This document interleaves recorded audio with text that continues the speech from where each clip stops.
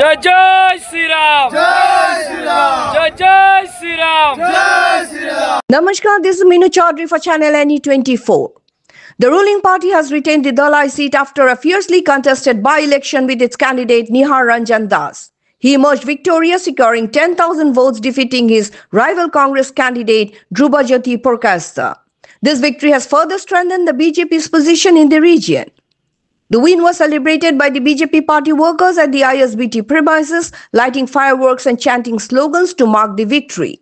In his post-victory speech, Nihar Ranjan Das extended heartfelt thanks to the Chief Minister, the Minister in charge Piyush Hazarika for their guidance and support, and expressed gratitude to the people of Dhalai for placing their trust on him and the party again, and affirmed his commitment to the region's development. Reported by Deepjay Chakravarti from Silchar. For more news and updates, follow us on Facebook, YouTube, and subscribe our channel NE24. আজকের জয় আমার কাছে খুব ভালো লাগছে। আমি এই জয়ের জন্য ধলাইবাসী জনগণকে আমি ধন্যবাদ দেই।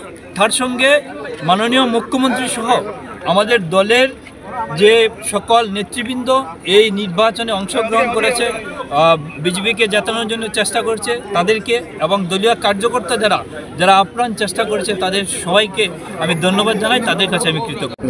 তো কি মানে এটা কি জবাব হলো এটা মুখ্য মানে এই জয়ের মাধ্যমে? জয়ের মাধ্যমে তো জবাব হয়েছে। আরেকটা কথা, ভীষ্মের সরসজ্জার কথা আপনি বলেছেন। ভীষ্ম সরসজ্জায় গিয়েছিলেন বলেই মহাভারতে ন্যায়ের জয় হয়েছে। ন্যায়ের জয় হওয়ার জন্য কোনো না কোনো সময় আমাদের সমাজ ব্যবস্থা ভীষ্মের মতো স্বরে যদিও ব্যথা হয়, কষ্ট হয়, কিন্তু সরসজ্জা নিতে হয়, নিয়েছি। কিন্তু তারপরেও ন্যায়ের জয় হয়েছে। বিবেকবান মানুষ এগিয়ে এসেছেন। ভারতীয় জনতা পার্টির কর্মীরা প্রচণ্ড পরিশ্রম করেছেন, যার জন্য এই বিজয়।